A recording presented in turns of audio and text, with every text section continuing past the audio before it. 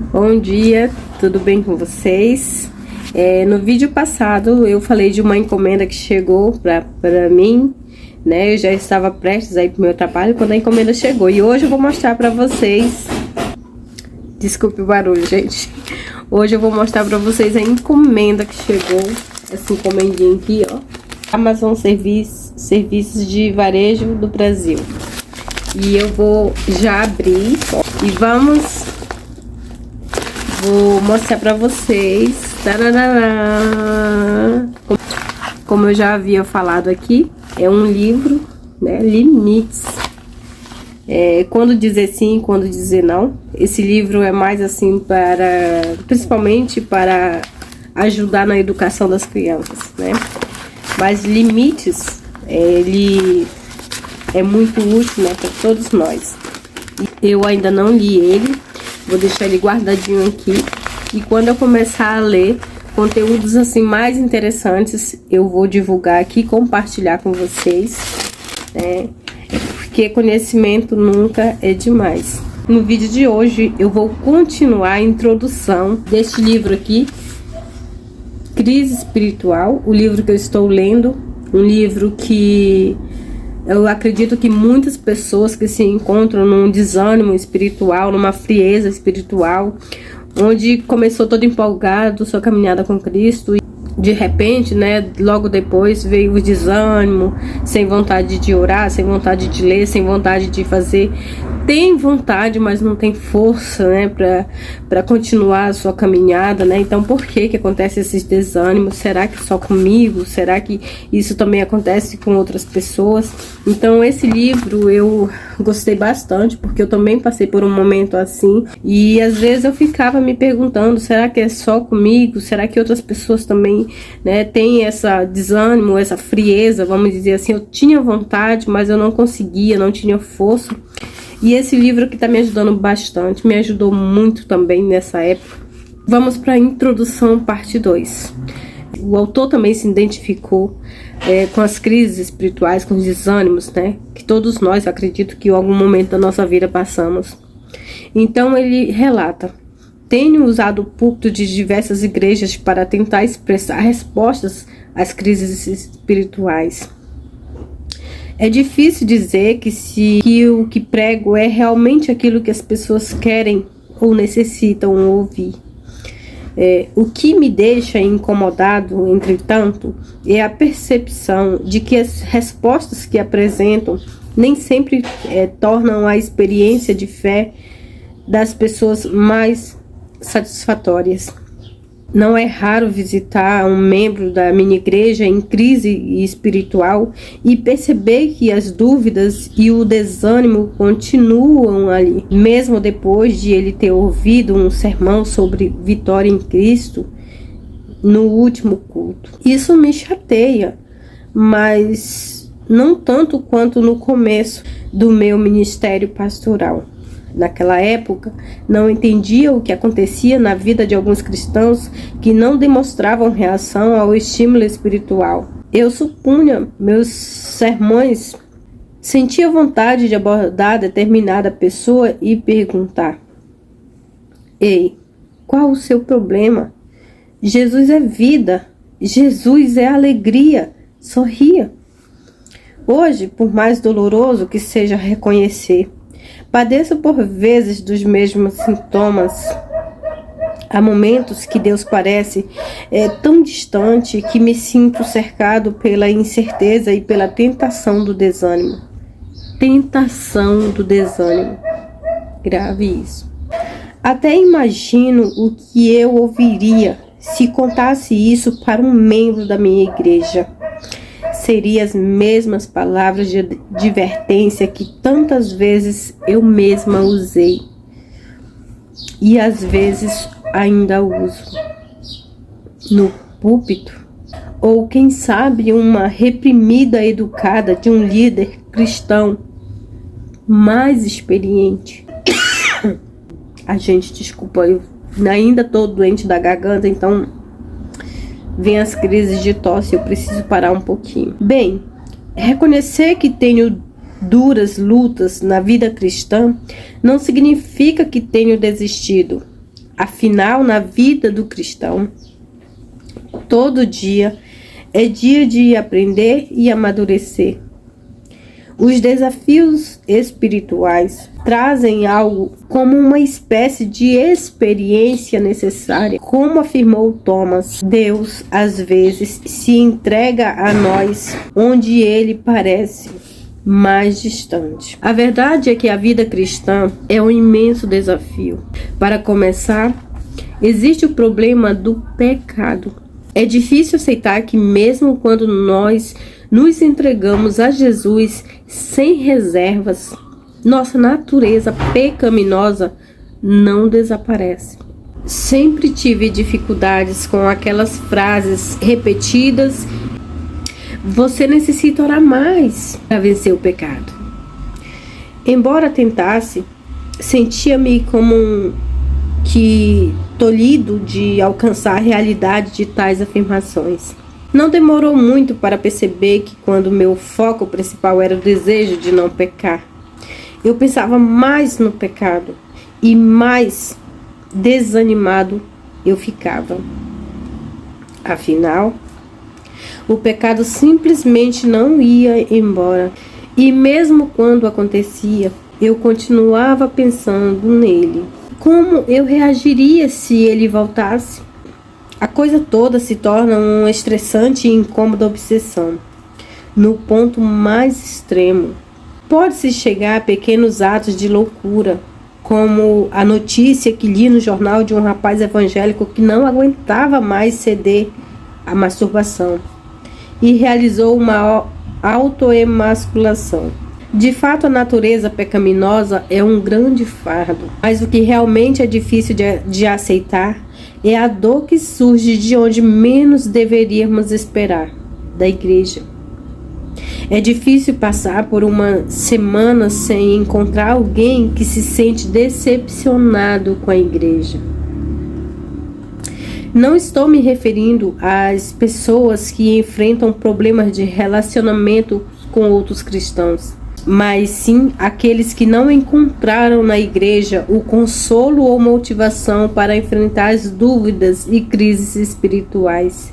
Não que a igreja seja realmente a culpada, mas em alguns lugares o púlpito é usado mais para chamar a atenção dos pecados dos membros, e não estou dizendo que não seja necessário, do que para enfatizar a graça de Deus. Certa senhora que fui visitar me afirmou que desistiu de frequentar a igreja porque estava exausta de ouvir pregadores dizerem como ela deveria agir, falar, sentir-se, alimentar-se, etc. Obviamente estou citando dificuldades que não atingem a totalidade dos crentes. A experiência com Deus pode ser tão diferente de uma pessoa para outra que já aprendi a não sugerir generalizações. Contudo, o que a maioria das pessoas com que tenho tido contato afirma é que a maior batalha consiste em manter uma comunhão diária, substacional com Deus. Ele é real no dia a dia? O filósofo humanista e escritor, eu não vou conseguir ler esse nome em inglês, afirmou que recentemente, e apesar do aumento do número das pessoas indo às igrejas nos últimos anos, nenhuma dessas pessoas morreriam pelo Deus que professam. E afirmou ainda: hoje no Ocidente ninguém mais aceita morrer por um Deus, um país, um ideal.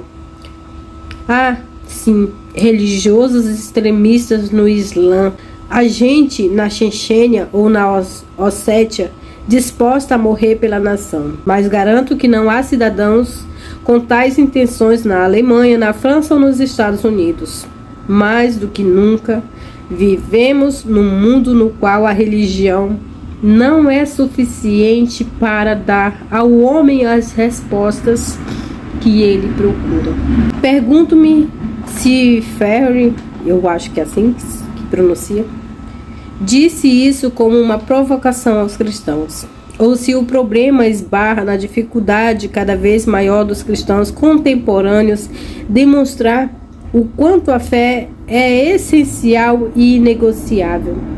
Parece que muitos crentes não conseguem levar adiante uma vida religiosa significativa.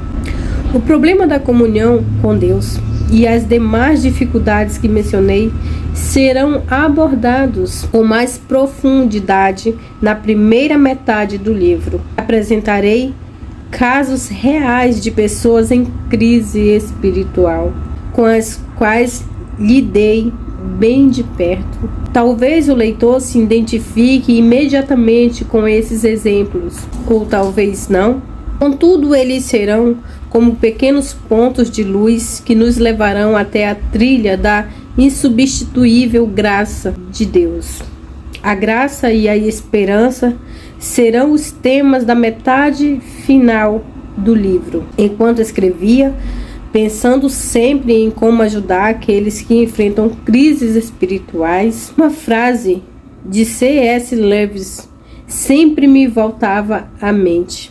Ele afirmou: em certo sentido, médico nenhum tem a capacidade de curar os próprios médicos. Seriam os primeiros a admiti-lo. A mágica não está na medicina, mas no corpo do paciente. A energia curadora ou autocorretiva da natureza, o que o tratamento faz é estimular as funções naturais ou remover a que as prejudica, entendeu? Ele fez uma comparação. Eu não sei se eu estou conseguindo passar a mensagem corretamente para vocês. É que essa pequena leitura que eu fiz, até um certo ponto dá a entender, assim, parece que o autor discorda que a igreja é suficiente para tirar as crises espirituais e emocionais das pessoas. Mas aqui, isso não é o que realmente o escritor quer passar. Ele deixou bem claro que do meio para o final do livro, todos esses exemplos e as coisas citadas na introdução serão bem explicadas. Então eu convido você a continuar nas próximas partes que virão, para que você possa entender o objetivo do livro. Não é afastar as pessoas da igreja, não é afastar as pessoas de Cristo, e sim que as pessoas entendam as suas crises espirituais, para que elas possam também ser ajudadas, para que elas possam ter forças, uma palavra, para que elas possam voltar à comunhão com Cristo. Foi isso que eu entendi. E só para concluir, então vamos continuar a leitura. Não tenho a pretensão de curar as crises espirituais de quem quer que seja. Também não creio que as lucubrações e especulações humanas podem resolver todos os anseios do coração de uma pessoa. Porém, como cristão, aceito pela fé que Jesus Cristo é o grande médico, que enfermo eu pelo pecado. Estou em tratamento. Ao recebê-lo cada dia no coração, creio que a tal mágica apontada por Lewis acontece. Ele estimula as funções da natureza espiritual que me concedeu, aquelas que causam prejuízo. Então, Deus, o autor da nossa vida, Ele é o nosso médico. Ele que nos cura das nossas crises espirituais. Eu adorei esse último exemplo, gente. Desculpa que eu tô assim, que eu tô com uma crise de tosse. Eu tô cortando pra vocês não ficar vendo eu tossindo. Então eu vou ver se eu concluo aqui, porque essa crise de tosse tá me interrompendo eu a falar. Então, gente, eu super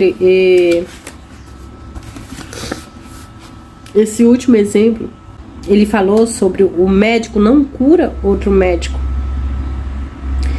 O médico, ele ajuda o estímulo, né? O próprio organismo se estimula a sua própria cura. Então é isso que Deus faz. Deus, ele é o nosso médico, o nosso criador. Ele estimula, né? Ele dá estímulos para que nós mesmos, nos restaurem, né? Para que que a palavra dele vai nos curando. É como se fosse a palavra dele é o nosso estímulo, vai curando toda a frieza, a distância espiritual. E, gente, eu vou finalizar esse vídeo por aqui, introdução parte 2. Em breve teremos a introdução parte 3.